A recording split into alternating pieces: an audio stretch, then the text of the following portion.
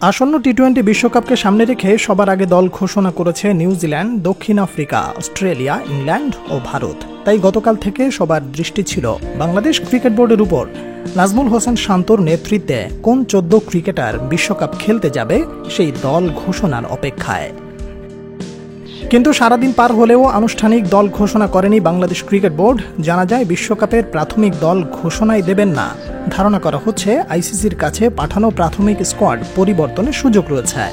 Zimbabwe সিরিজের performance ও ইনজুরির জন্য পরিবর্তন হতে পারে স্কোয়াড, তাই আনুষ্ঠানিক ঘোষণা থেকে বিরত রয়েছে। আইসিসির বেঁধে দেওয়া সময় অনুযায়ী আজ 15 জনের দল পাঠাতে হবে আইসিসিতে। তবে এই দলে পরিবর্তন আনা যাবে 25শে মে পর্যন্ত, তাই সেই পরিবর্তন বোর্ডগুলো আনতে পারবে বিনা শর্তে।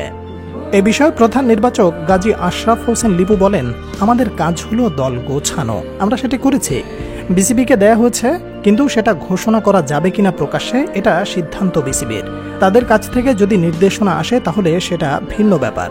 আর আমার ব্যক্তিগতভাবে মনে হয় যুক্তরাষ্ট্রের দলটাই হবে বিশ্বকাপের দল। পরিবর্তন আনার সম্ভাবনা খুব একটা নেই। আরেক নির্বাচক আব্দুর রাজ্জাক রাজ বলেন, জিম্বাবুয়ে সিরিজে যারা খেলবে এরাই তো বিশ্বকাপে যাবে, এর বাইরে আমাদের টি-20-র খেলোয়াড় কোথায়?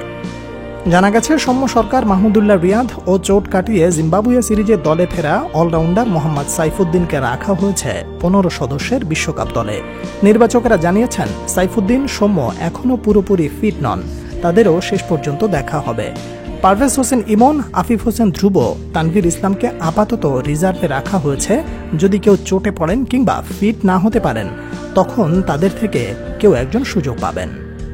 এবার দেখে নেওয়া যাক সম্ভাব্য কোন 15 জন ক্রিকেটারের নাম পাঠাতে পারে বিসিবি। শুরুতেই সাকিব আল হাসান, মাহমুদুল্লাহ রিয়াদ, নাজমুল হোসেন শান্ত, লিটন কুমার দাস, সৌম্য সরকার, তানজিদ তামিম, তাওহিদ হৃদয়, জাকের আলী অনিক, শেখ মেহেদী, রিশাদ হোসেন, তাসকিন আহমেদ, মুস্তাফিজুর রহমান, শরীফুল ইসলাম, তানজিম হাসান সাকিব এবং Saifuddin. Salman Abdullah, sports and news.